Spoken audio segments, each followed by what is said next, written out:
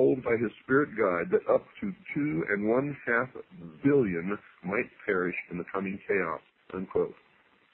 And we already know that the goal of the plan called Global 2000 is to deplete the population by 2 billion people by the year 2000. Now, that estimate is about half of the current world population, 2.5 billion. Another estimate of the number required to die because they will not accept the new religion was offered by the so-called Tibetan master, Wal Kul, who has said in one of his channeling experiences that 1/3 of all humanity must die by the year 2000. And that would be about 2 billion people, at least. Channeling is one of the strange activities occurring inside the New Age religion. I have witnessed this, and I can tell you most channelers are just fraudulent con artists who are taking the money of those who pay to hear this channeling from dead spirits or ancient teachers or other world spirits. Some of the believers claim that they have the ability to call forth the deceased spirit of someone who lived many years before. Quite often, these spirits claim to be the ascended masters, those who have gone on to discover the eternal truths of all creation. One such believer who claimed to be in touch with a master was Alice Bailey, previously mentioned. Her spirit called himself Wal Kul, and she claims he spoke through her saying, quote, "Death is not a disaster to be feared. The work of the destroyer is not really cruel or undesirable. Therefore, there is much destruction permitted by the custodians of the plan, and much evil turned into good," unquote. Now, just what the plan constituted was told to the world by Benjamin Prim, another New Age leader. He placed an advertisement in about 20 newspapers all over the world on April the 25th, 1982, that defined the term. The ad read in part, quote, "What is the plan? It includes the installation of a new world government and new world religion under Maitreya," unquote. But perhaps the most startling example of the teachings of this new religion came from the pen of Barbara Marx Hubbard, one of their most articulate writers, and she wrote in her book entitled Happy Birthday, Planet Earth, quote, "The choice is, do you wish to become a natural Christ, a universal human, or do you wish to die? People will either change or die. That is the choice," unquote. So the people of the world will be given a choice. They will choose to accept the new religion, or they will choose to die.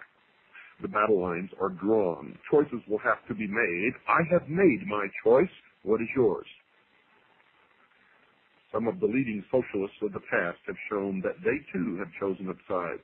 One such individual was Adolf Hitler, the head of the German government during World War II, who held no conviction that the murder of over 50 million people during that war was wrong. He considered himself to be an agent of this unseen God in reducing the population of people that he held to be undesirable. He wrote, quote, "I have the right to exterminate millions of individuals of inferior races which multiply like vermin," unquote. And he did what he considered acceptable inside his religion. Those who did not believe in his new religion had no choice, and they perished. The evidence that Adolf Hitler was a New Ager will be presented later in this series. Another of the leading spokesmen for the socialist position was George Bernard Shaw, a well-known writer during his day. He wrote a book entitled The Intelligent Woman's Guide to Socialism, in which he stated, quote, "I also made it quite clear that socialism means equality of income or nothing, and under socialism you would not be allowed to be poor." You would be forcibly fed, clothed, lodged, taught, and employed whether you like it or not, whether you're useful or not, even if it were discovered that you had not the character and industry enough to be worth all this trouble. You might be executed in a kindly manner, but whilst you were permitted to live, you would have to live well, unquote. Socialism is the greatest perversion, deception, and lie that has ever existed on the face of this earth, and has brought nothing but misery, death, poverty to people who have been subjected to its cruelties. The Masonic writer Albert Pike placed the Masonic order into the discussion when he wrote this in his book Morals and Dogma. Quote, "It is not true to say that one man, however little, must not be sacrificed to another, however great, to a majority or to all men. That is not only a fallacy, but a most dangerous one. Often one man and many men must be sacrificed to the ordinary sense of the term to the interest of the many. The interest and even the life of one man must often be sacrificed to the interest and welfare of his country." Unquote.